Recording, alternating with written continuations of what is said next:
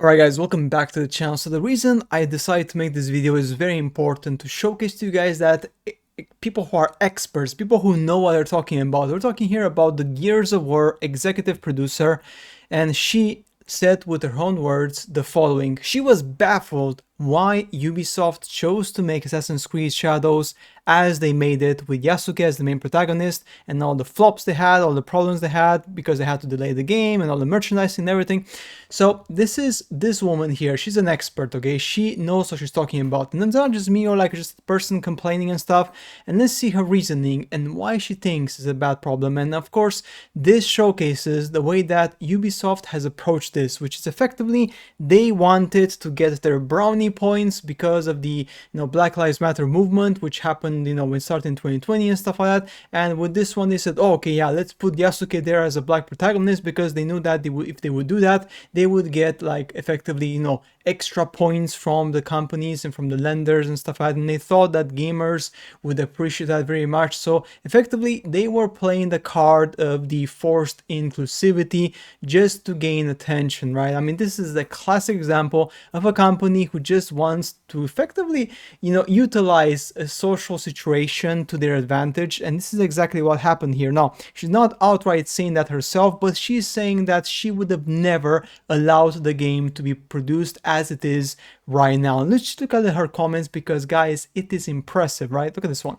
Your group. All right, so again, it's an elephant, and then here she talks about something crazy. To help the product teams be sensitive to those issues. You couldn't have a game developer putting the Microsoft brand at risk. After having those experiences, I'm baffled about some of the things I'm seeing today.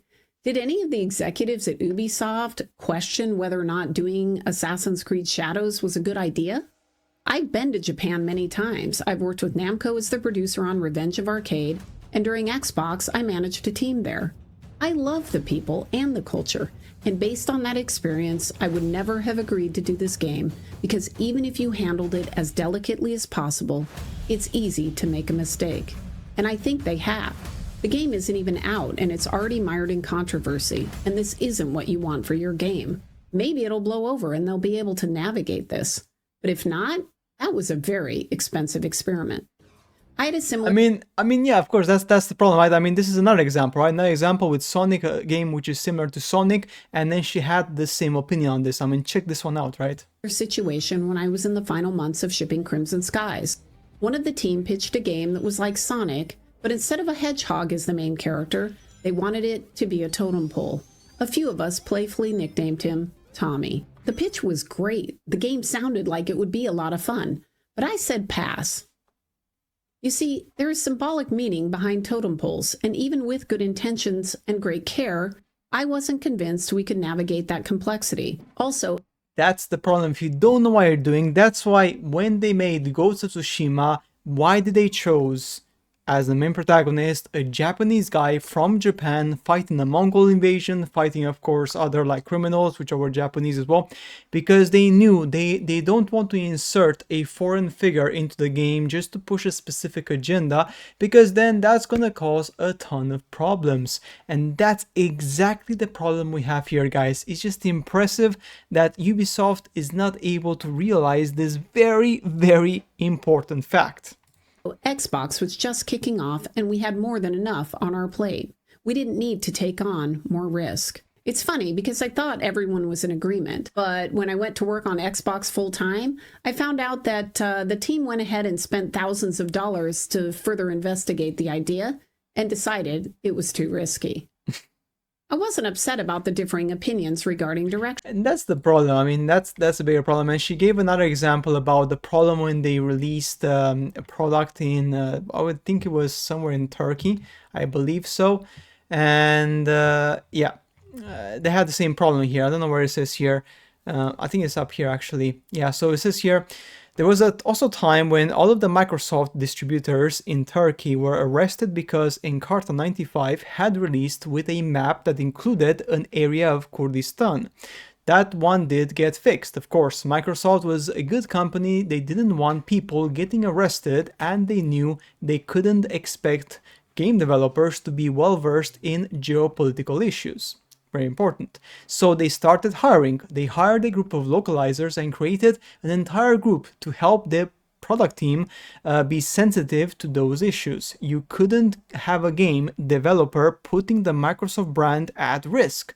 But then we have Ubisoft, which made the exact same mistake, and even though they had these quote-unquote consultants, right, the Japanese media and the Japanese players reacted quite heavily from this. I mean, if you guys remember, they had to publicly apologize to the Japanese audience because they got lots of details wrong. They also got some of the architecture wrong. People were not happy with the depiction of Yasuke because they're still very debatable if Yasuke was actually a full-blown samurai. He was, you know, a servant or an arms holder for Oda Nobunaga, but is no clear information that, you know, this guy was actually a proper samurai and stuff like that. And, you know, the book which claimed he was a samurai was from an actual white guy who wrote the book in Japan. And even in his own book, he said this is his own beliefs. It's not even fact, but Ubisoft just took it as fact. I mean, it's just crazy, right? And you got this one here from Fanyaku. A game where black people massacre Japanese people in the Sengoku period is a perfect example of UBI. Is this what happens when political correctness is taken to the extreme? That's the problem, right? I mean, they had, because just remember, right, this is really important, Ubisoft actually had a Japanese male protagonist in the game, but then the events of 2020 happened, and many people came out, you know, people who leaked the information from the Ubisoft headquarters, that effectively at that point, Ubisoft just decided to change the protagonist to Yasuke because they thought that would give them a better picture, because then they would insert much needed representation in the game, and with this they will be seen as, I would say, a very nice company which wants to be very inclusive, and etc, etc. But this, of course, is insulting the Japanese culture, again, because you are putting as fact Yasuke as the samurai, and again, you're literally making him go and massacre like thousands of Japanese fighters and people in the game, and it just, for Japanese people, of course, that doesn't make any sense. Remember about that Torigate as well, with the Torigate and the miniature, when the Torigate also represented the remains of the Second World War, and they had a mini toy with the Torigate of Yasuke and Naoe, and then the backlash was so massive that they had to remove it and effectively apologize publicly because they didn't know that the Torigate represented like the aftermath of the Second World War, Nagasaki and Hiroshima bombing. I mean, that is just crazy that these people don't investigate, and they're consultants in, you know, in the history. They don't actually know consultancy, they just put in whatever they want, and then we have a massive problem with society, which is just crazy, right? I mean come on, man. They will also hear some bit about Dragon Age the Veilguard, if I'm not mistaken, which was also pretty shocking, to be honest, at the start of the video. I think it was here somewhere where they talked about Elon Musk, if I'm not mistaken, which again is the same problem, right? I think here, this is the one. To which the art director... Right, because obviously Elon Musk said having pronouns in a fantasy video game is utterly unacceptable. Because, I mean, it makes sense, right? A fantasy video game, if you have pronouns, it just removes all of the immersion in the game. And I believe that's a correct statement, to be honest. Unacceptable. To which the art director responded, I wanted so badly to make him mad with my game, and I cannot believe it actually happened. This was the, obviously, art director who said, yes, he wanted so badly to make him feel mad about the game, and he's really happy that Elon Musk is angry about the pronouns in the game. Look at how low level these people are, man. I mean, they're making games with hate, not with love, with absolute hate towards the average gamer. Just wait until you see the default, you said little shit. I personally find this situation baffling. Does he know Elon personally? Why does he want to make Elon mad with his game? Why would you say this to someone who is easily one of the most controversial people on the planet, and therefore has millions of people reading his posts? This interaction may be the one impression that people will ever have of the game Avowed. To be clear, I'm fine if Elon ends up not buying it. That's his choice. What I'm not fine with is a leader putting his team and game at risk. And this is where social media comes in.